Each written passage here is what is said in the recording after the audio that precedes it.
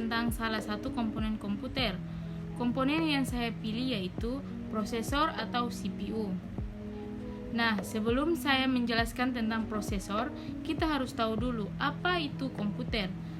Pada umumnya, kita semua pernah melihat komputer, tapi seringkali tidak tahu apa itu komputer.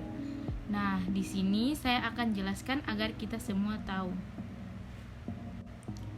Komputer merupakan perangkat elektronik yang beroperasi di bawah perintah pengendali yang disimpan di dalam memori dan diproses dan menghasilkan apa? Menghasilkan yang namanya sebuah informasi. Komputer pada umumnya berbicara tentang monitor, CPU, mouse, dan keyboard. Nah, di sini saya memilih CPU untuk penjelasan saya.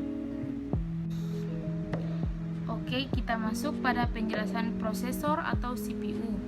Prosesor atau CPU adalah otak sentral dari sebuah komputer.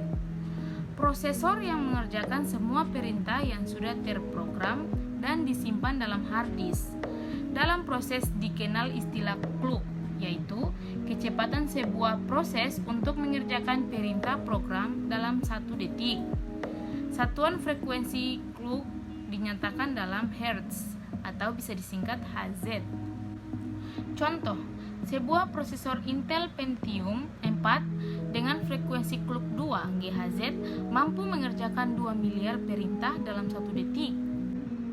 Dalam menyebut sebuah prosesor, biasanya sudah termaksud frekuensi clocknya. Contoh, Intel Pentium 4 2,0 GHz. Merek prosesor yang dikenal adalah Intel dan AMD. Intel adalah pabrik prosesor besar yang berasal dari California atau USA. Intel semakin populer setelah memproduksi prosesor Intel Pentium. Tujuan setiap komputer adalah melakukan beberapa bentuk pemrosesan data. CPU mendukung pemrosesan data dengan melakukan fungsi mengambil, mengkode, dan mengeksekusi pada instruksi yang diprogram. Adapun fungsi dari prosesor atau CPU yaitu untuk menerima dan menjalankan perintah sebagai perangkat lunak, sehingga CPU sering disebut sebagai prosesor dengan kualitas teknologi CPU yang akan digunakan.